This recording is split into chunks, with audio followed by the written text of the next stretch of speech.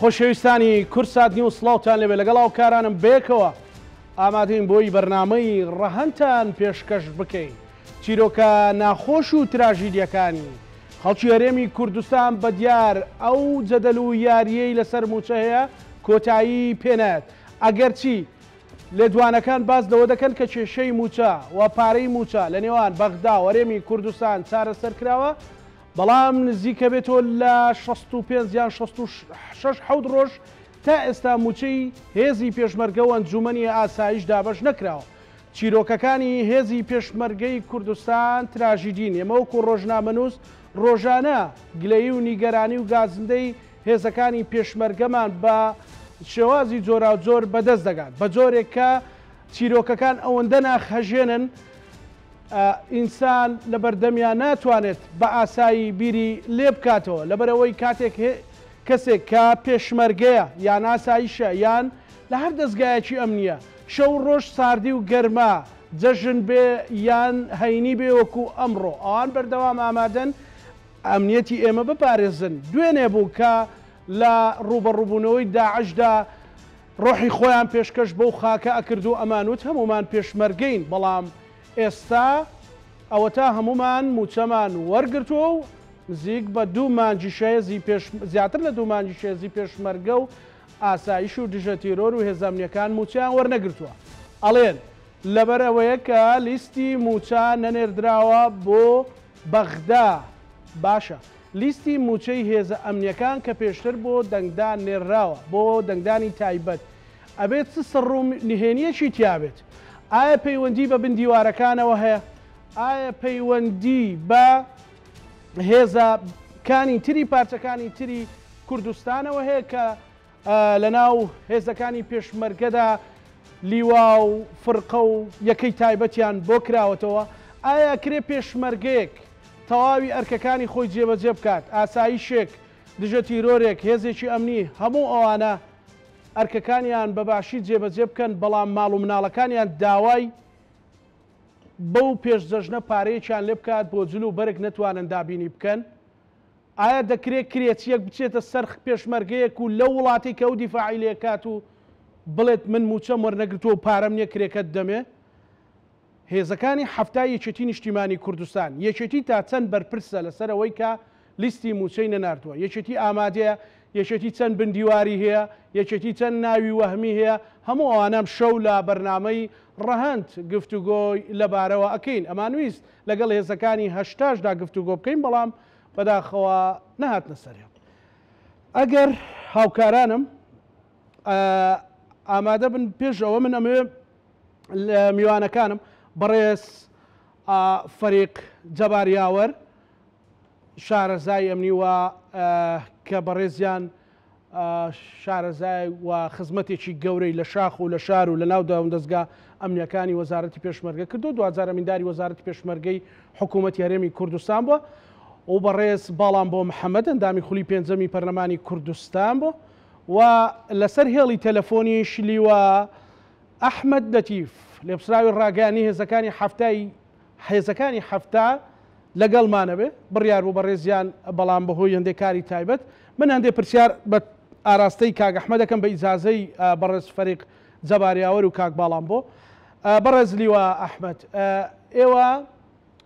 وەکو هێزەکانی هەفتا گرفتێکتان هەیە ئەگەر لیستی موچە بنێرێتە وەزارەتی دارایی حکوومەتی هەرێمی کوردستان و لەوێشەوە بنێرێتە بەغدا یان وەزارەتی دارایی بەغدا و چاودێری دارایی بەغدا تەدقیقی بکات؟ شەو باسی کاکزانە، سڵاو لە بینەرانی بەڕێزی کورسات نیوز، بەخێراتنی بەڕێز فەریق جەباریاوەر و کاک باڵام بۆکەم، سڵاو لە هەمووی هێزی پێشمەرگە. کاکەزانە بەڕاستی من حقیقەتێک گەڵێم کە ئێمە وەکو هێزەکانی هەفتا هەرگیز لاریمان لەوە نەبووە کە لیستی هێزی پێشمەرگە تەسلیمی وەزارەتی دارایی حکوومەتی هەرێم، وەزارەتی دارایی عێراق هەر شوێنێ بکرێ، چونکە لە لای ئێمە هیچ گرفتێکمان نییە لەوەی کە ناوێکی وەهمی هەبێت، ئەوەی کە هەمانە هەمووی بایۆمەتری بۆ کراوە و هەمووی کۆدی خۆی هەیە، هیچ کەسێکمان نییە کە بڵێ ئەمە خەڵکی هەرێمی کوردستان نییە و زۆریش لەمەوە پێش بەڕێز کاکباڵ هەمیشە تاکێتیەکردەوە لە هەر شوێنێکی حکوومەتی هەرێم داوای لیستکرا لیست بدەن و حکوومەتی عێراقی داوای کرد لیست بدەن کاکبات هەمیشە خۆی لەسەر خەت بووە کە لاری نەبووە لەوەی کە ئێمە لیست تەقدیم کرد ئێمەش خۆمان هەمیشە ئامادە بووین ئێستاش کە من لە خزمەت بەڕێزتان و بینەرانی بەڕێزدام تاکید ئەەکەمەوە کە بەیان داوا بکەن ئێمە ئامادەین لیستی هەموو هێزی پێشمەرگە تەسلیم بکەین و مەسئولیشین لە ناو بە ناوی لە لای ئێمە گرفتی یەک ناویشمان نییە تەنانەت یەک ناو و هەرگیز گرفتیشمان نەبووە و لەو دواکەوتنی موچەی پێشمەرگە بەڕاستی بەرپرسیاری دەکەی ناکەوێتە سەرشانی ئێمە تەنها خەمەکەی لە سەرشانی ئێمەیە تەنها نیگەرانیەکەی لە سەرشانی ئێمەیە و هەر هاوکاریەک هەر کارێک بکرێ بۆ ئەوەی سەعاتێ زووتر موچەی پێشمەرگە ئێمە ئامادەین بە هەموو شێوەیەک جێبەجێ بکەین و من مەسئولم لەم قسەی ئێستا لەم کەناڵی ئێوە ئێڵێم لە هەموو شتێکی بەڕێز لیوا ئەحمەد ئێوە ینی وەکو بەڕێز زووتت ئێمە تەکیدت کردەوە کە من بەرپرسیارمەوە هەموو ناوەکان ناوی ڕاستەقینن لە ناو هێزەکانی هەفتە بنگدیوار یا ناوی وەهمی هەیە کە ئێوە لی بترسن کە لیستی موچەنێت و مۆماتەڵی پێوە بکرێ و پێشمەرگە و فەرماندەوە ئەفسەری ڕاستەقینە موچەکەی دواب بکەوێت ئێمە نەکەر ئێستا زۆر لە بەو پێشیش بەردەوام چاودێتی دارایی هاتۆ وردبینی کردووە لە ناوی لیستی هێزەکانی هەفتادا و دڵنیاتان ئەەکەم تا یەک ناویشیە ناوی وەهمی لە لای ئێمەنێ یاخود ناوێک گومانێکی لەسەر بێ خەڵکی ئەم وڵاتە نیە یان هەموو ئەو شتانەی کە ئەوان لە عێراقەوە لەسەری ناکۆکن یەک ناویشی پەیوەندی بە ئێمە نیە. بەڵێ بەڕێز لیوا ئەحمەد وەکو دوا پرسیار هیچ فەرمانێک نهێنی و ئاشکرا بۆتان نهاتووە کە مماتەڵەیەک بە لیستەکە بکەن وەکو هێزەکانی هەفتە یان ئامادە نەبن بە ناوی مەسلەی ئەوەی کەمە بابەتێکی ئەمنی قەومیە و بابەتێکە کە ناتوانانی ناوی هێزی پێشمەرگە بخینە بەردەستی حکوومەتی عراقی و یان مەسلەی پەیوەندی بە قەوارەی هەرێمی کوردستان و ئەو بابەتانەوە هەیە ئێوە هیچ شتێکی لەو بابەتان هەیە یان لیستەکەتان حاضر هەر کاتێک بیانێت ینی بەڕێ ئەکەن و ئەیدەنە دەستیان لیستی ئێمە حاضرە من لێرەوە کەناڵی ئێوە دەم با بەیانی لیژنەی پەرلەمانی دێت لیژنەی چاودێری دارایی دێ هەر شوێنێ دێ ئەگەر خەلەلێک لای ئێمە هەبوو ئێمە بەرپرسە بینێ و کەسیش بە ئێمە نەوتوە لیست تەقدیم بکەن باس ئەوە دەکراوە ئەمنی قەومی من ناژێت شتێک بێتە سەر ئەوەی مافی پێشمەرگە بەم شێوەیە بکورێت مافی پێشمەرگە بەم شێوەیە پێشێل بکرێت پێشمەرگە 2 مانگ بەو بێحاڵی و گوزارن قورسەی خۆیەوە موچی وەرنەگرێ بەڕاستی ئێمە بین باس لەوە بکەین کە لەبەر هەندێ بڕووبیان و ناو تەسلیم نەکەین ئەسڵەن لەلای ئێمە شتی وایە. بەڵێ زۆر سوپاس بۆ بەڕێز لیوا ئەحمەد لەتیف لە پسراوی ڕاگەیاندنی هێزەکانی هەفتە سوپاس بۆ بەڕێز کاک بەڵێ ئەچینە لای فەریق جەباریاوەر بەڵێ زۆر باشە کاک باڵام بۆ ئەم چیرۆکە ناخۆشانە چی لای تۆ دروستەکە خۆت فەرماندەیەکی پێشمەرگە بووی ئەندامی پەرلەمانی کوردستان بووی نازانم گەڕایتەوە سەرکاری پێشمەرگایەتی ژیاننا بەڵام یان هیچ کارە ساتێکە 70 ڕۆژ نزیکەی پێشمەرگە موچە وەرنەگری هێزانامنیەکان موچە وەرنەگرێت. بە ناوی خۆی بەخشندەوی میهرەبان بە هیوای تەندروستی باش بۆ هەموو لایەک سڵاو ڕێز بۆ جەنابی کاک فەریق جەباریاوەر و کاک لیوا ئەحمەد سوپاس بۆ ئێوە دەستان خۆش بێ. بەداخەوە سوان بڵێم حکوومەتی هەرێمی کوردستان لە کاتێکدا هێزی پێشمەرگەی کوردستان و هێزە ئەمریکانی بیر ئەکەوێتەوە کە ئەو کاتەی لە تەنگ و چەڵەمایە و ئەو کاتەی پێویستی پێیانە یعنی حکوومەتی هەرێمی کوردستان وا سەیری هێزەکان ئەکا کە ئەم هێزانە تەنها لە کاتی پێویستی ئەوە پێویستە مافەکانیان دابین بکرێ بەڵام ئەمە لە ڕاستیدا هەڵەیەکی زۆر گەورەیە ئێمە هەر هەمومان ئەزانین خەڵکی هەرێمی کوردستان هەمووی بە باشی ئەزانێ لەو کاتانەی کە هەرێمی کوردستان تووشی قەیرانە داراییەکان بوونەتەوە ئەوە هێزی پێشمەرگەی کوردستان بووە عەفو قەیرانە بڵێن جەنگیەکان بوونەتەوە هێزی پێشمەرگەی کوردستان بۆ کە توانیوێتی داکۆکیێکی باش لە خەڵکی هەرێمی کوردستان بکە ئەوەی هێزە ئەمنیەکان بوون کە توانیویانە ئەمنیەتی شارەکانی هەرێمی کوردستان بە باشی و بە ڕێکوپێکی بپارێزن. بەداخەوە ئێستا هەمومان ئەزانین ئەوە لە 60 ڕۆژ زیاترە بۆ 70 ڕۆژ ئەڕوا کە هێزە ئەمنیەکان هێزی پێشمەرگەی کوردستان لەم بەرە جەژنانەدا موچەیەک کە مافێکی سەرەتایی و مافێکی ڕەوای خۆیانە تا ئێستا وەریان نەگرتووە. ئەمەش ئەگەڕێتەوە بۆچی؟ لەوانەیە ئێستا خەڵکی هەرێمی کوردستانیان هێزەکان یەکێتی نیشتمانی کوردستانیش بخەنە ئەو تایترازۆی کە پارتی دیموکراتی کوردستانی لێ. ئێمە لە سەرەتای کارکردنمان لە پەرلەمانی کوردستان زۆر بەوردی لەسەر ئەم بابەتەکە نەکارمان کرد هەم لە هێزی پێشمەرگەی کوردستان و هەم لە هێزە ئەمنیەکان و ئێمە ئەو کاتە داوامان لێکردن کە ئەم هێزانە پێویستە بکرێن بە هێزێکی نیشتمانی و بە دوور بخرێن لە دەسەڵاتی حیزبایەتی. بەڵام بەداخەوە کاری لەسەر نەکرا. ئەوەیشی کە ئێستا هیڵێن ئەم مماتەڵەکردنە بە بڵێن ناردنی لیستی هێزە ئەمریکان و هێزی پێشمەرگەی کوردستان بۆ بەغداد بەڕاستی هەمووی ئەگەڕێتەوە سەر ئەوەی کە یعنی ناشەفافیت لە لیستی هێزە ئەمنیەکانە هەیە، ناشەفافیت لە لیستی هێزی پێشمەرگەی کوردستاندا هەیە بە ڕێژەیەکی زۆر و حەشا هەڵنەگریشە لەوە ناتوانێت حەشای لێ بکرێت. من ئەتوانم لە جێی هێزی هەفتا چونکە بە بەردەوام تا ئێستش کە لەگەڵیان هینم هەیەوە پێشتریش ئەتوانم لە جێ ئەوان بڕیار بدەم هەر گەندەڵێک لە هێزەکانی هەفتا هەبوو و هەند گەندەڵێک لە لای یەکێتی نیشتمانی کوردستانە بوو چ لە هێزە ئەمنیەکان وە لە چ لە هێزی پێشمەرگەی کوردستان من بەرپرسیارە بمدەی. ئێمە زوو هاوارمان کرد کە ئەو هێزانەی کە هێزی پارچەکانیکەی کوردستانن ئەکرێ بە شێوازێکی کە هاوکاری بکرێن، بە شێوازێکی کە یارمەتی بدرێن، نەک بە شێوازی ئەوەی تۆ بیان هێنی وەکو پێشمەرگەیەکی هەرێمی کوردستان موچەیان لە میزانیەی خەڵکی هەرێمی کوردستان بۆ دابین بکەی. هەر وەکو کراش زۆر بە نەزانانە ئەمانە کراوە کە ئێستا ئەم ماتەڵی ئەم چەند ڕۆژیان ئەم یەک دوو مانگەی پێوە کراوە تەنها بۆ ڕاستکردنەوەی ئەوەیە کە ئەو ناوە وەهمیانەیان ئەو ناوانەی کە بڵین خەڵکی هەرێمی کوردستانی و نفوسی عێراقیان نییە جێگەکانیان پڕ بکرێتەوە چارەسەر بکرێت تا چارەسەری ئەم بابەتانش نەکرێت تا چارەسەری ئەم نەشەفافیەتانە نەکرێت دڵنیا بن بە هیچ شێوەیەک لیستی هێزە ئەمنیەکان و لیستی هێزی پێشمەرگەی کوردستان نانێرێتە بەغدا لەبەرەوەی پارتی دیموکراتی کوردستان بەرژەوەندی خۆی لەش پێش بەرژەوەندی خەڵکی کوردستانەوە ئەبینێ هەمیشەوە بۆ ئێستاش هەروایە بشبینن کە ئەو کێشانە چارەسەر بوو پارتی دیموکراتی کوردستان لیستی موچە هێزە ئەمنیەکان و کوردستانی شاوەڕێکە. ئێستا وەکو پێوان ناوی وەهمیان هەیە؟ بەڵێ ناوێکی وەهمی زۆر زۆر هەیە. ئێستا خەریکی چارەسەرکردنی ئەو ناوانن بۆی ئەو ناوانە چارەسەر بکرێ زیاتر لە 27,000 ناو ئێستا خەریکن و چەند ئەتوانم بڵێم 2 هەفتە زیاترە لە وەزارەتی پێشمەرگە بە شەو ئەفسەرەکانیان داوامی کردو بە چارەسەرکردنی و کێشان. هێزەکانی هەفتە ئەوانەیەیانە؟ هێزەکانی هەفتە من وەکوڵێم کێ من لە ئەچمە ژێرباری ئەوەی لە هێزی هەفتە هەر گەندەڵێک هەر ناشەفافیەتێک یا هەر عەرقە لە دروستکردنیەک بۆ ئەوی لیستی موچەخۆرانی هێزی پێشمەرگە هێزە ئەمنیەکان بچێتە وەزارەتی دارایی بەغداد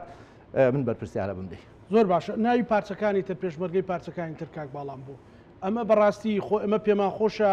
کە هەرێمی کوردستان پاڵپشتێک بێ بۆ هەموو لە هەر کوێ کوردێک هەیە لە هەر کوێ کوردێک هەیە بەڵام دروستکردنی ئەو هێزانە چەند جار گرفت دروست ناکەن یەک تەنها لە مەسەلەی موچەیە. کاکەزانە خۆی تۆ توانم بڵێم ڕێکەوتنی نێودەوڵەتی هەیە، ڕێکەوتنی ئەقلیمی هەیە، بۆ نمونە مافی پەنابەریدان بە هاوڵاتیانی وڵاتەکانی کە هەیە ئەمە تەنها لەم بڵین ئاسیانیە لە زۆربەی زۆری دنیا هەیە. طبعاً بۆ چارەسەرکردنیەوە ئێمە کوردانی ڕۆژئاوا، کوردانی ڕۆژهەڵات، کوردانی باکوور ئەمانە هەمووی کەسی ئێمەن هاوزمانی ئێمان و ئەرکی ئێمەیە هاوکاریان بین، بەس هاوکاریان بین بە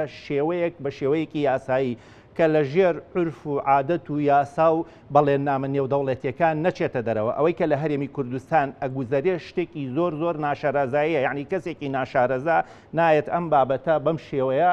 ئەنجامدا. بۆیە زۆر یعنی گرنگە کە ئێمە هەمیشە داکۆچیکەری مافی کوردەکانی پارچەکانی کەی کوردستان بین، بەڵام بە شێوەیەک کە نەبێت بە کێشە هەم بۆ خەڵکی هەرێمی کوردستان و هەم بۆ عێراق و هەم ئەوانیش بتوانن کە سوود لە ئەزمونونەکەی ئێمە وەربگرن. بڵێ تا چەند کاک باڵام بۆ مەسەلەن هێزی پێشمەرگە ئێستا فەرما تەنانەت ئەفسەرەکانیش دووچاری گرفت و کێشەبوونەتەوە لە ڕووی مادیەوە لە ڕووی بژێوی ژیانەوە کارە سات نییە مەسەلەن کابرایە کرێسیەک تەلەفۆن کا بۆ ئەفسەرێکی پێشمەرگە بۆ پێشمەرگەیەک بڵێ کرێ خانووەکە دوومانگە نەداوە مەسەلەن کرێ مۆلیدت نەداوە لەوانەیە ئەو مانجی سێ مۆلیدت لەسەر ببڕم ببێتە سێ مانگ مۆلیدت لەسەر ببڕم. کاکەزانە من مێ ئەو بڵێم ئێمە بە لە یاسا بە دووربین و لە دەستور بە دووربین و لە ئەرک و ماف بە دووربین بەڵام ویژدانن کام لەوانەی کە ئێستا موچەی هێزە ئەمریکان و هێزی پێشمەرگەی کوردستانیان بەدەستە با گوێیان لەم قسەی من بێ کامیان ویژدانی خۆیان قبولێکە کە مناڵێک داوا لە باوکی بک بۆ 250 بۆ ئەوەی کە بڕوا شیرینیەکی بچووکی پێ بکڕێ یان ئەگەر پیاوێک بگاتە ئەو یعنی وەزعی کە مناڵەکانی داوای میوەیە یان خواردنیکی لێ بکەن نەتوانێ بۆیان بکڕێ ئیتر خراپ لەمە خراپتر لەکوێ هەیە مەگەر کوشتن تەنها بەقەدەر ئەمە خراپ بێ لەبەرەوە بەداخەوە ئەوانەی کە ئەمڕۆ لە دەسەڵاتان ئەوانەی ئەمڕۆ کە خۆیان بە داکۆکی کەری مافەکانی خەڵکی هەرێمی کوردستان نەزانن خۆیان تێرن و ئاگایان لە برسینیا بەڵام لە لای خوای گەورە هیچ شتێون نابێت دڵنیا بن خوای گەورە چۆن حەقی لە سەدام سندەوە حەق لەوانە شەسێنێکە ئەمڕۆ ناحەقی بەرامبەر بە هێزی پێشمەرگە و هێزە ئەمنیەکانەکە. کاک باڵام بۆ ئەوە مەترسیدارتر لەسەر ئەمنی قەومی کە ناوەکانی پێشمەرگە بڕوا بۆ بەغدا یاخود برسیکردنی کە سوکار و ماڵ و منداڵیان و خۆیان. کاکەزانە ئەمنی قەومی تۆ ئەمنی قەومی لەگەڵ کێ ئەمنی قەومی لەگەڵ بەغدا تۆ بە پێی دەستور هەرێمێکی سەر بە بەغدا خۆ تۆ لیستی ناوەکەت نادەی بە تورکیا ئەم وڵاتانە هەمویان بە دۆست و بە نەیارەکانی گەلی کوردەوە ئەوە ڕون و ئاشکرایە کە بۆ نمونە لە ڕێگەی دەستگا مخابراتەکانەوە هەوڵەدەن زانیاری لەسەر هێزی سەربازی هێزی مەدەنی لەسەر تەندروستیت لەسەر تەربێت لەسەر هەمووی کۆبکەنەوە. ئێوە پێتان وایە کە ئەمڕۆ بەغداد خۆی لە ئێمە باشتر نازانێەوە دەستی بەم زانیاریانە ناگاوە ئەم زانیاریانە پێشتر مامەڵی پێوە نەکراوە بۆ ئەمە کێشەیە بۆ ئەمنی قەومی بۆ کێشەنیە بۆ ئەمنی قەومی کە تۆ خۆت ئەوەی کە بۆ خۆتی بە حەڵاڵە زانی بۆ خەڵکی بە حەرام زانی. سەرۆکی حکومەتی هەرێمی کوردستان بە دادگای فیدراڵی وتی محکەمەی سەورە فەرموو لەبەرەوەی کە خۆی بەرژەوەندیتیا بوو خۆی ڕۆیشت سکاڵایتە تۆمار کرد. باشە خۆ یعنی خەڵکی هەرێمی کوردستان تاوانێکیان نەکردووە کە بەم شێوەیە برسیەکرێن هێزی پێشمەرگی کوردستان تاوانێکیان نەکردووە بەم شێوەیە برسیەکرێن. ئەمنی قەومی ئەوەیە تۆ زانیاری بدەی بە وڵاتەکانی نەیاری کورد لەسەر براکوردەکانت یان مەترسی ئەوەیە کە تۆ لەسەر ئەمنی قەومی کە تۆ لیستی موچەی موچەخۆرانی هێزی پێشمەرگە و هێزە ئەمنیەکان بدەی بە عێراقێک کە تۆ بە تۆوە فیدراڵە کە تۆ هەرێمێکی سەر بە عێراقە. یعنی ئەمانە خەڵکی هەرێمی کوردستان هێزی پێشمەرگەی کوردستان حەقەبیری لێ بکەنەوە ئەوانەش حەقە ویژدانی خۆیان ئاسوودە بکەن چیدی واز لەم برسیکردنی خەڵکی هەرێمی کوردستان بێنن. زۆر باش بڕۆینە لای بەڕێز فەریق جەباریاوەر. بەڕێز فەریق جەباریاوەرم کاتت باش سوپاس بۆ بەشداریت لە بەرنامەی ڕاهەند ببوورە بەهۆی ئەو گرفتی دەنگەی هەمان بوو نەمانتوانی لە زوا بینە خزمەت جەنابتان. من ئەبێ پرسیاری ئەوە بکەم کە ئایا ڕێخستنی لیستی ناوی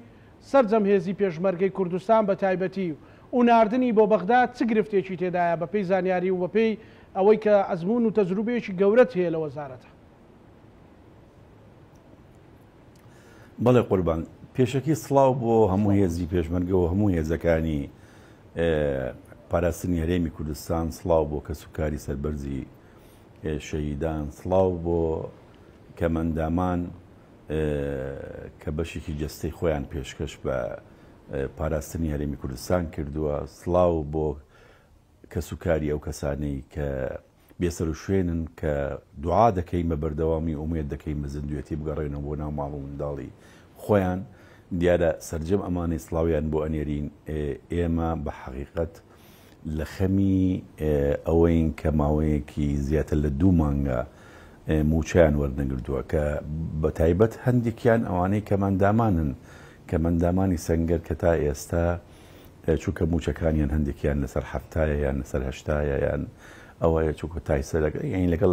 لەگەڵ هێزەکانی پێشمەرگەیە ئەدرێت ڕەنگە پێویستیان بە دەرمان هەبێ بە پێویستی تر هەبێ بێگومان سەرجەم خەڵک پێویستی بەو موچەیە. طبعا ئێمە چەند جارێک ئەم بابەتە باس کراوە بە حەقیقەت من چەند جارێک لە هۆکارەکانی ڕاگەیاندن ئەم بابەتیان وروژاندووە لەگەڵ ئێمەدا کە ئایا کێشەی ناردنی لیستی ناو چه گرفتێکی هەیە ئەگەر ببینێنرێ بۆ موچە. طبعا جارێک ئەوەیە کە زۆر خۆشحاڵ بووین ئەمڕۆکە ئێمە نووسراوێکی سەرۆکایەتی دیوانمان بینی کە بڵاو کراوەتەوە دیار لەسەر فەرمانی سەرۆکایەتی ئەنجومەنی وەزیران بڕیار دراوە لیستی ناوی سەرجەم هێزەکانی پێشمەرگەی وەزارەتی پێشمەرگە و هێزەکانی هەفتا و هەشتا و هێزەکانی بەرگری فریاکەوتن و هێزەکانی زێرێڤانی بە زووترین کات ئامادە بکرێ و بنێنرێ بۆ وەزارەتی جارێک بۆ دیوانی چاودێری و وەزارەتی دارایی حکوومەتی هەرێمی کوردستان دوای تەسلیم بە وەزارەتی دارایی حکوومەتی فیدراڵی عێراق بکرێ بۆ ئەی موچەکانیان بێت کە ئەمە بەڕاستی ئەمڕۆ هەواڵێکی دڵخۆشکەر بوو بۆ هەموو هێزی پێشمەرگە کە بە پێ ئەوەی ئەگەر ناوەکانیان ڕۆیشت یعنی سەرجەم ئەمانەی کە لیستەکانیان ئەڕوا ئینشاءڵڵا موچەکانی مانگی 4 و مانگی 5 پێش جەژن بیانگاتێ. ئێمە چەند جارێک ئەم بابەتەمان دووبارە کردەوە کە ناردنی لیستی ناو بە حەقیقەت ئەو بەداوای لێبوردنەوەواڵین هیچ ڕۆڵێکی نێگێتیڤی نییە لەسەر ئاسایشی نیشتیمانی هەرێمی کوردستان. لەبەر چی؟ ئەوە نمونەیەکی زۆر زیندوو ئێمە هەر هەمومان لە هەرێمی کوردستان کارتی نیشتیمانیمان هەیە کە تۆ ئەڕۆی کارتی نیشتیمانی دەراکەی ئەو دەستگایی کە کارتی نیشتیمانی بۆ دەرەکات دەستگایە کە سەر بە وەزارەتی ناوخۆی عێراقا یعنی سەر بە حکوومەتی فیدراڵی عێراقا. ئێمە هەموو ئەڕۆین بەرامبەر جیهازێکی بایۆمەتری ڕسممان دەگرێ چاومان شێوازی چاومان دەگرێ یعنی لای خۆی دووەم پەنجەمۆرمان لێوەردەگرێ دووەم فۆرمێکمان پێپڕ ئەکەنەوە بە ناوی چواری و بە تەمەن و بە خەڵکی کوێین و بە ناوی دایک و ئەمانە هەمویان لای عێراقەیە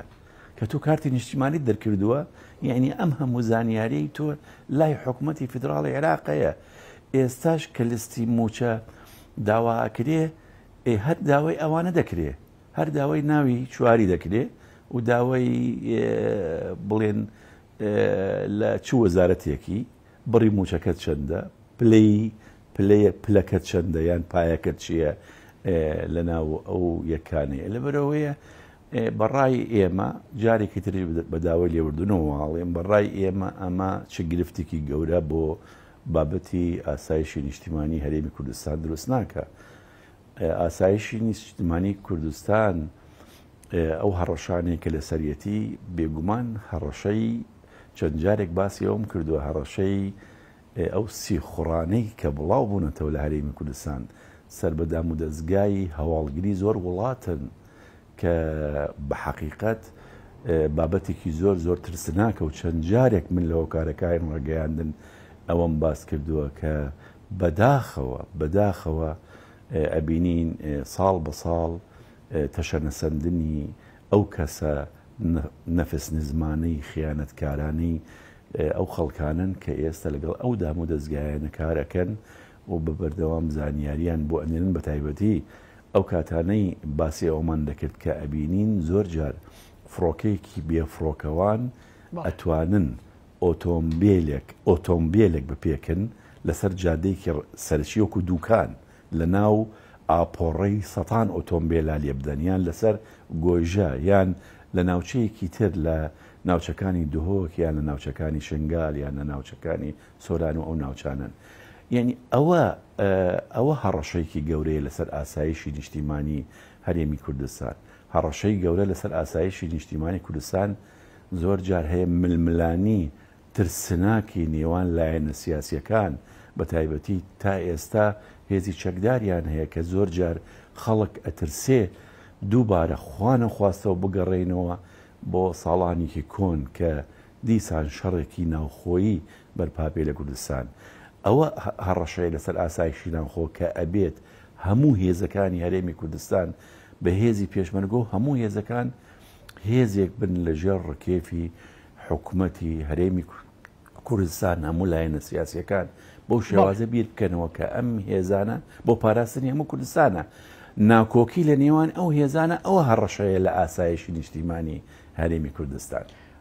بە دیوێکی تردا و پرسیارە بەڕێز فەریق جەباریاوەریانی ئەگەر ژیان و گوزەرانی پێشمەرگە خراپ بێ و خۆت بەڕێزت ئەزانی کە لە لانیکەم 10 ساڵی ڕابردوودا ژیان و گوزەرانیان وەک پێویست نەبووە وەک پێویست نەتوادراوە خزمەتیان بکرێت بە تایبەتیش هێزەکانی هەفتا و هەشتا ینی بەرگری فریاکەوتن و ئەوانەی تر مەسەلەن کە بەردەوام لە بەرەکانی پێشەوەش بوون لە حاڵەتێکی وهادا ئەگەر پێشمەرگە و ماڵونداڵی برسی بکرێت مەترسی زیاترە یان بەو ناوەی کە بەڕێزت وتت گرفتی ژنیە لیستی موچەکانیان نەنێڕێ بۆ بەغدا بۆ تەدقیقکردن کامیان زیاتر مەترسی زیاترە بێگومان ینی ڕاستە ئێمە زۆر سوپاسی خۆڕاگری هەموو هێزەکانی پێشمەرگەی کوردستان و هەموو هێزەکانی پاراستنی هەرێمی کوردستان بە هێزەکانی پۆلیس بڵێن بە هێزەکانی بەرگری فریاکەوتن بە هێزەکانی زێرەبانی بە هێزەکانی دژە تیرۆر بە هێزەکانی ئاسایش کە بە حەقیقەت سەرڕای ئەوەی کەوەکو باسمان کرد پێشتر ئەمە نزیکەی 2 مانگە زیاتر موچەیان وەرنەگرتووە ئەوان دەوامی خۆیان کردووە خەڵکی کوردستانیان پاراستووە نەیان هێشتووە هیچ بابەتێکی ئەمنی ڕووبدا لە هیچ شوێنێک سەنگەرەکانی خۆیانیان بەجێ نێشتووە بەڵام بێگومان ئەگەر بگاتە حاڵەتێک ئەمە بە بەردەوام بێت و ئیموچە نەدرێ بێگومان ئەو کەسانە ڕەنگە توانایان نەبێ بشنە سەنگەرەکان ئێمە زۆر جار هەیە چاوپێکەوتنی پێشمەرگەمان بینیوە یان کەسێکی بەرگری فریاکەوتنە یان کەسێک لە هەر هێزێکی تری ئاساییشە یان لە شوێنەکانی ترە مەسەڵەن ئەڵێ ڕۆژتومە گوارەیەکی خێزانەکەم فرۆشتووە بۆ ئەوەی بتوانن پارەیەکی خۆم برم بۆ ئیبڕۆم بگەمە دەوامی خۆم یعنی ئیتر پارەم پێ نییە یان پارەم پێ نییە بتوانم بگەمە دەوامی خۆم بێگومان ئەمە ئەگەر خوا نەخواستە بەردەوام بواە و چارەسەر نەکرابایە بێگومان ئەگەیشتە حاڵەتێکی ئەوها کە خەڵکەکە توانایی نابوو دەوام بکە ینی ئیلتیزام بە دەوامی فەرمی خۆی بکە ئەگەر ئیلتیزام بە دەوامی فەرمی خۆی نەکە دیارە خۆتان نەزانن تا ئێستا هەڕەشەیەکی زۆر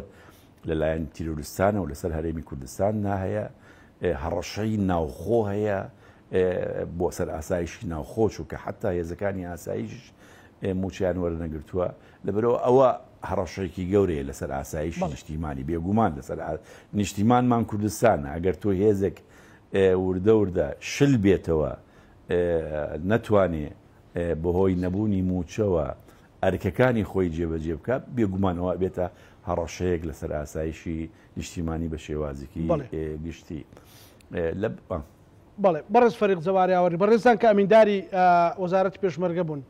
لیستی هەفتا هەشتا ئەگەیشتە دەستی بەڕێستان بتوانن تەدقیقی بکەن بتوانن یان تەنها بە ڕەقەم بوو نەک ناو بەناو خۆی ئەم بابەتە گرفتێکی کۆنە گرفتێکی تازە نییە بە حەقیقەت هەر لە ناو هەرێمی کوردستانش گرفتێکی کۆنە بێگومان هەردوو لە لیستی خۆی هەبوو بەڵام لای خۆی بوو چەندەها جار کۆبنەوەی فەرمی لە وەزارەتی دارایی کراوە زۆر جار هەیە کۆبنەوەکان لە سەرۆکایەتی ئەنجومەنی وەزیران ئەنجام دراوە بەداخەوە ئێمە هەردوو لە هەم هێزەکانی هەفتا هەم هێزەکانی هەشتا لیستیان هەبووە بەڵام ئەو لیستانەی خۆیان لە دامودەزگاکانی خۆیان بۆ موچەوەرگرتن لە ناوچەکانی خۆیان یعنی مەسەرەن لیستەکانی هەفتا من جارەکەی تریش بۆ شێوازە باسم کرد لیستەکانی هەفتا لەگەڵ خەزێنەی سلێمانی وردبینی ئەکرا و موچە وەرەگیرە چونکە لە خەزێنی سلێمانی وەرەگیرە لیستەکانی هەشتاش بە هەمان شێواز لە خەزێنەی هەولێر وردبینی ئەکرا و موچەکانە درا بەڵام هەمووی بە حەقیقەت تەوحید نەکرابوو لە وەزارەتی دارایی حکوومەتی هەرێمی کوردستان ئەگەر ئینشاءالله بەم بڕیارەی نوێی سەرۆکایەتی ئەنجومەنی وەزیران و بەو نووسراوە فەرمیەی سەرۆکایەتی دیوانی چاودێری دارایی ئەو کاتە لیستەکان بە ناو بە تەواو ئەچوون بۆ یعنی دەبێت تەسلیمی دیوانی چاودێری هەرێمی کوردستان و وەزارەتی دارایی حکوومەتی هەرێمی کوردستان ئەو بابەتە وەکو باسم کرد گرفتێک بوو پەیوەست بوو بە ململانەی سیاسی لە نێوانی ئەم دوو لایەنەی سەرەکی هەم یەکێتی هەم لەگەڵ پارتی یەکێتی دەیگۆ دەبێت برادرانی بڵێن هەفتا دەیگۆ دەبێت ئللا هەشتا پێشکەشی بکە و هەشتاش دەیگۆ دەبێت هەفتاش پێشکەش بکە دەنا ئەو کاتەی من کە بەشداری زۆربەی کۆبنەوەکانی وەزارەتی دارایی یان سەرۆکایەتی ئەنجومەنی وەزیران ینی ئەو لیژنە باڵایانەی کە لە سەرۆکایەتی ئەنجومەنی وەزیران یان لە دیوانی سەرۆکایەتی ئەنجومەنی وەزیران ئەم ئەکرا من هەفتە وەکو نوێنەری هەفتە چونکە ئەو کاتە ئەندامی ئەنجومەنی باڵای هێزەکانی هەفتە بووم هەفتە لیستەکەی تەسلیمە کردم لەگەڵ CD بە CD و بە وەرەقی تەسلیمیە کردم بەڵام هەر لایەکمان چاوەڕێی لایەکی ترمانە کرد بۆ پێشکەشکردنی ئەونا یعنی نەوەیەک لە گومان هەبوو لە لای هەردوو لامان یعنی زۆر جارشەی لە کۆبنەوەکان ئەو گومانە باسەکرا کە تۆ ژمارەکەت وانە ئەو دەگۆ ژمارەکەت وانێ تۆ ژمارەکەت زیادە تۆ ژمارەکەت کەمە ئەوەندە ژمارەت نییە یعنی ئەو قسانە ئەکرا پێشتر لە ناو کۆبنەوەکانە بەڵێ ئێمە لە وەزارەتی پێشمەرگە لیستی وەزارەتی پێشمەرگە هەبووە لە بەڕۆبەرایەتی بێگومان ژمێریاری وەزارەتی پێشمەرگە و هەموو مانگێک بە پێ ئەو لیستە موچە وەرەگیرا لە وەزارەتی دارایی بەڵام وەکوتم شێوازەکانی هەفتاوەشتا بەو شێوازە بوو وەلەو من جارێکی تر هەر بەو شێوازە واقعیە باسم کرد برایەکی بەڕێز کە پێشتر ئەندامی پەرلەمان بۆ ڕێزێکی زۆرم بۆ هەیە ڕەفیقشم بووە دیارە بەهەڵا لە قسەکانی تێگەیشتووە چۆ کۆمەڵێکی تۆمەتی ناڕەوا خستۆتە پاڵ من بڵێن لە یەکێک لە هۆکارەکانی ڕاگەیاندن تەنها لەسەر ئەو قسەیە کە شتێکی ڕاستم گوتۆ شتێکی واقعیم باس کردووە من ئەم قسانەی کە لێرەش دەیکەم لە وەزارەتی داراییشم کردووە و لە سەرۆکایەتی دیوانی ئەنجومەنی وەزیرانم کردووە و وتشم حتا لە قسەکانم وتم پرسیار لە وەزیری دارایی بکەن بڵێ وایە وانە پرسیار لە وەزیری پێشمەرگە بکەن بڵێن وایە وانە خۆ من نامەوێت درۆ بکەم من قەت فێر نەبوومە نا لایەنە سیاسیەکەم فێری درۆی کردوم فێری کردوم کە ڕاستی بڵێم و کەسێکی واقعی بم نە شخصیەتی خۆشم ئەوەیە کە من بڕۆم لە هۆکارەکانی ڕاگەیان من عەکسی واقع قسە بکەم من واقعەکە قساکەم واقع وەکو خۆی چۆنە ئەوها قساکەم و دیارە هەموو کەسێکی ئەزانین ڕابردوو من چۆنە و کارکردنی من چۆنە و ئەوەلیات و CV و ئەو شتانەی من چۆنە بێگومان لەگەڵ مامێنیتەوە بەڕێز فەریق جەباریاوەر کاک بەڵام بۆ ڕێگە ڕاستەکە چی بۆ هێزی پێشمەرگەی کوردستان ئێمە وڵات ئێمە هەرێمێکمان هەیە دەوڵەت نین هەر ڕەشەمالەت لەسەرە فەریق جەباریاوەر باسی کرد جاسوس و سیخوڕی زۆر هەیە ئەوە حاڵی هێزی پێشمەرگەت بێ بەڕاستی لە 2014ەوە لانی کەم من لەوانەیە 50-60 بەرنامە بە تەلەفۆن لانی کەم پەیوەندیم بە بەڕێز فەریق جەباریاوەر بە جەنابتەوە پەرلەمانتارەکانی پێشتر کردویانی بۆ پێشمەرگە بە حاڵ و گوزەرانەوە بێ کاڵم پێشمەرگە ناوێکی گشتیە بۆ هەموو هێزانەکان بڵێ یعنی بەداخەوە ئێستاوای لێ هاتووە خەڵکی هەرێمی کوردستان کە ئێمە باسی بابەتی هێزی پێشمەرگە باسی حکومڕانی هەرێمی کوردستانەکەین خەڵکی هەرێمی کوردستان بەو شێوەیە سیر ئەکا ئەڵێ ئێوە لەگەڵ پارتی دیموکراتی کوردستان لە دەسەڵاتن ئەڵێ شەریکن ناکەن بۆ بەڵام کام شەریک ئەوەی کە ئێمە ئەیبینین بە خەڵک سیر کا بزانێ ئێمە داوای چیمان کردو پێشنیاری چیمان کردووە بە چ نیەتێک چوینەتە پێشەوە ئێمە لە 2009 ئەمریکیەکان داوایان کرد کە هێزی پێشمەرگەی کوردستان تەسلیم بە ئەوان بکرێ نەک یعنی ببێبایی ئەوان بەس ئەوان ڕێکی بخەنەوە ئەوەی کە ئێستا وەزارەتی پێشمەرگە پێی ئەڵێ ئەم بڵین هاوپەیمانان هاوکارمانن دەعمانەکەن ئەو کاتە ئەگەر بەهاتایە و پارتی دیموکراتی کوردستان ڕەزامەند وایە لەسەر ئەوەی کە سوپای ئەمریکا و هاوپەیمانان هێزی پێشمەرگەی کوردستانیان ڕێک قستایەتەوە ئێستا وەزارەتی دیفاعی عێراق بەدەست کوردەوە بوو وە کورد ئێستا ئەتوانم بڵێم گرنگترین وەزارەتی حکوومەتی ناوەندی لەلا بوو بەڵام بەداخەوە پارتی دیموکراتی کوردستان لەبەر بەرژەوەندی خۆیان ئەو کاتە ڕەزامەند نەبوون لەسەر ئەوەی کە هاوپەیمانان ئەو کاتە هێزی پێشمەرگەی کوردستان ڕێک بخەنەوە ئێستا ژدیومانە لەبەر بەرژەوەندی خۆیان بە هەمان شێوە ئامادە نین لیستی موچەکە هیچ مەترسیەکی لەسەر ئەمنی قەومی لەسەر هەرێمی کوردستان نییە تەسلیمی ناوەندی بکەن ئێمە لە سەرەتای یەکگرتنەوەی حکوومەتی هەرێمی کوردستان سەرجەمداتای فەرمانبەرانی مەدەنی خانەنشین سەربازی ئەمنی هەموویمان بردا حکوومەتی هەرێمی کوردستانەوە پارتی دیموکراتی کوردستان ئامادە نەبوون یەک مەلەفات یەک قایمەی خۆیان بێن لە ناو حکوومەتەکە ئەوەی کە لەلایەنە لە لای خۆیانە خۆیشان نەبن ئێستش با هەمومان بپرسین با بزانین وەزارەتی پێشمەرگە ناوی هێزی هەفتایان لەلایە هەشتایان لەلایە با بزانین نەخێر ئەو لیستەی کە لەلایەنە شتێکی کەیە لەگەڵ ئەوەی کە لە لای خۆیان هەیە با لە وەزارەتی مالیە بپسرێ عنی خۆ وەزارەتی فەریق جەباریاوەری لێ وەزیری مالیە ئەتوانێت بێت بڵێت ئەگەر یەکێتی تاوانبارە با بێت بڵێ کاکە خۆ ئەو شەرم نەکاو لە لایەنێکی کەیە بڵێ یەکێتی نیشتمانی کوردستان ئامادە نییە لیستی هێزی ئەمنیان لیستی هێزی سەربازی تەسلیمی وەزارەتی مالیە بکە. ئەمە هەمووی ئەوەیە کە پارتی دیموکراتی کوردستان کردوێتی. ئێستا شۆکۆڵێن پارتی دیموکراتی کوردستان تا ئەو خەلەلالەنی لە لیستی هێزەکانە هەیە چارەسەری نەکا بە هیچ شێوەیەک ئامادە نییە قایمە تەسلیمی بەغدادکە. هەر هۆکارەکەشی ئەوەیە کە ئەڵێ نیوەی موچەکە بە بڵێن قایمەکان بدەن و نیوەشی وە کۆد بدەن. ئەوێ لەوێ تووشی ئەو زەرەرە نەبێ زەرمەند نەبێلەوە بەڵام وەکوڵێم تۆ ناکرێ پارەکەی تر بۆ چییە بۆ چێ وەکوڵێم ئێمە پێشتر باسمان کردووە من لەم تەلەڤیزیۆنەی بەڕێزی شتانەوە باسم کردووە کەوتومە بۆ نمونە حوسێنی یەزدان پەنا کە هێران بووە لەسەر هێزی زێڕەفانی موچەی وەرگرتووە هێزی ڕۆژ کە هی ڕۆژ ئاوا بوون لەسەر هێزی پێشمەرگەی کوردستان لەسەر زێڕەبانی موچیان وەرگرتووە. ئەمانەی ئێستا بەغداد بە گاڵتە نییە هاتووە لە تۆی تون کردووە پێت ئەڵێ من بەبێ لیستی موچە ئامادە نیم بە هیچ شێوەیەک موچە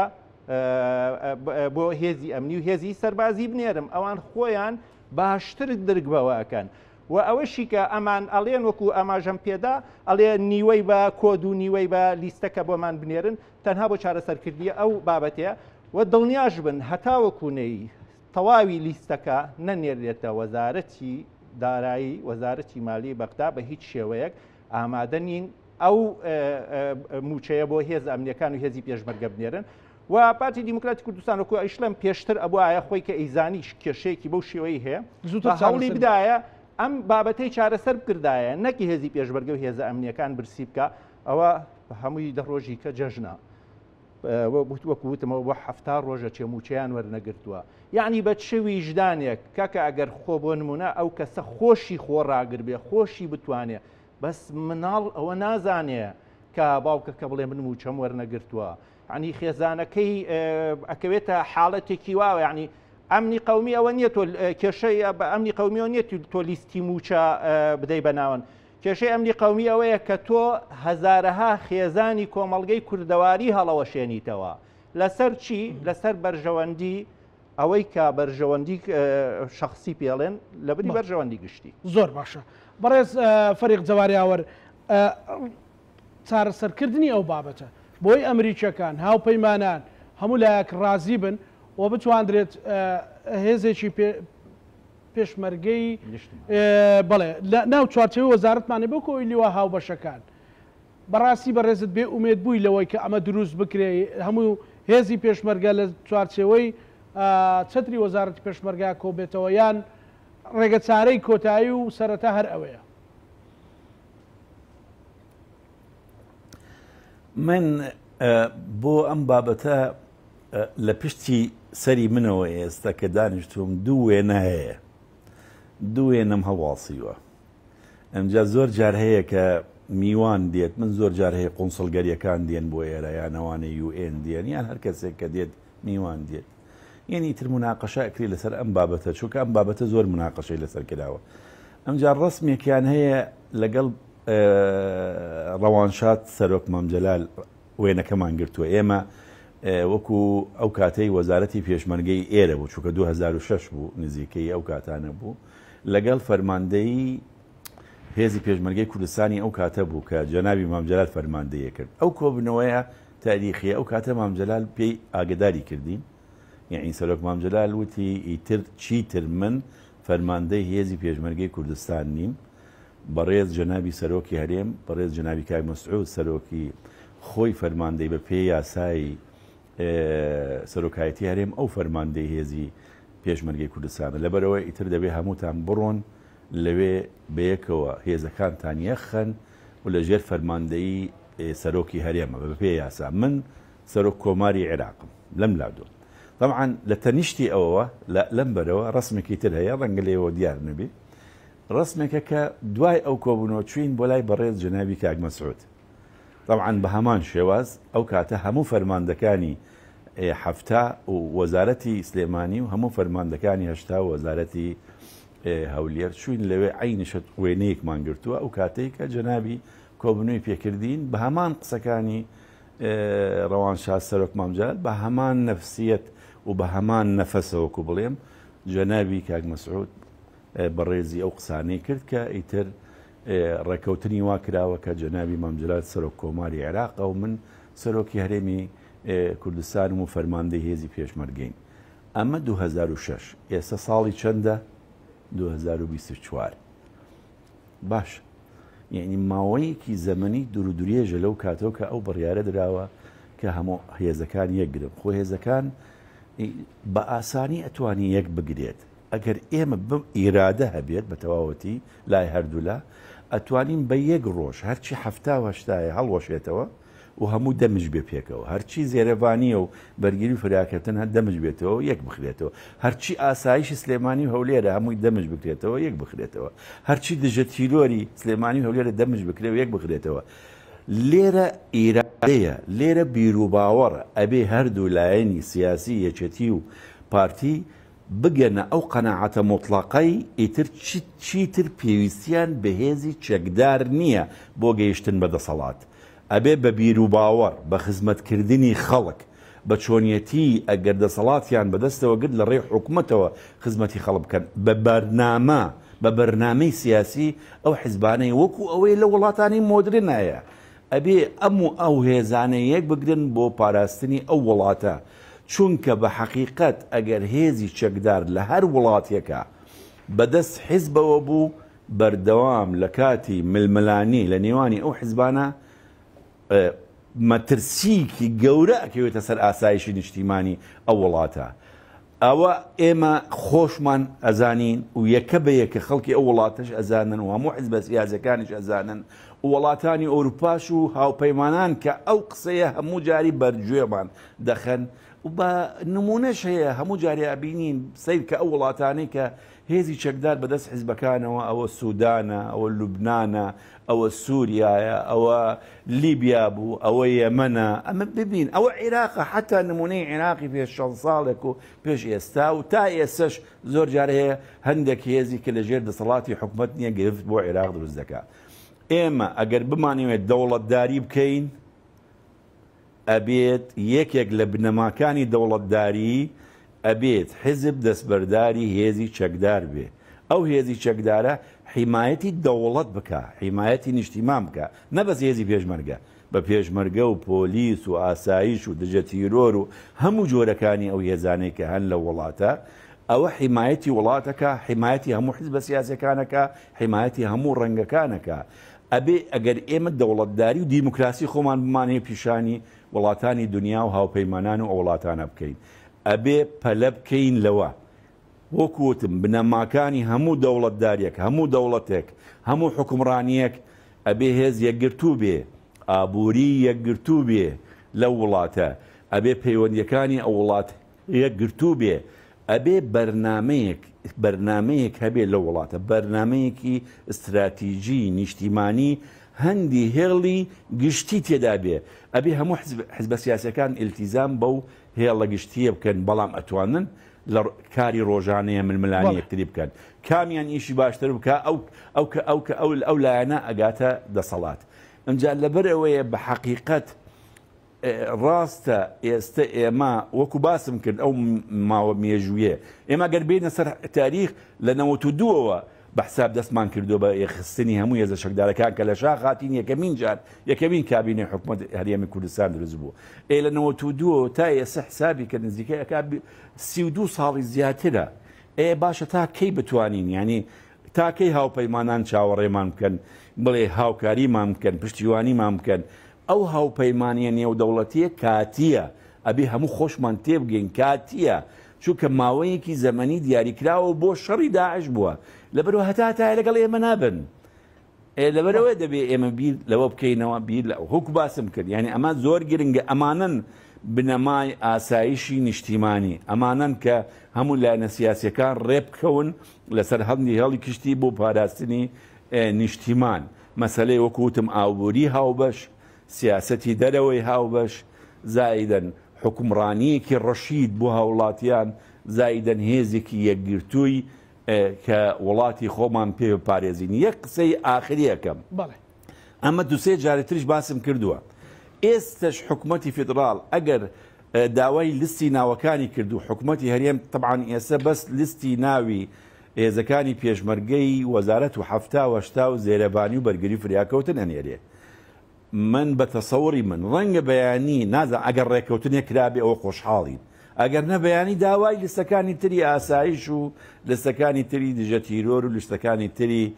ئەوانی کە بۆی ڕەوان کرا ئەو ژەبێتە کێشەیەک بۆ ئایندا دووەم ئەوە لیستیشمان نرد بەڵام لێرە یاسایەکی موازنەی فدراڵی هەیە هی ساڵی 2023 تا 2025 سێ مادەی 11 و 12 و 13 تایە حکوومەتی هەرێم سەیری کردو مادەکان چییە؟ مادەکان ئەبێت ئێمە ڕێکەوی لەگەڵ حکوومەتە لەسەر داهاتی ناوخۆ نانەوتی لەگەڵ داهاتی نەوتی ئەبێت چۆن ئەو پارەیە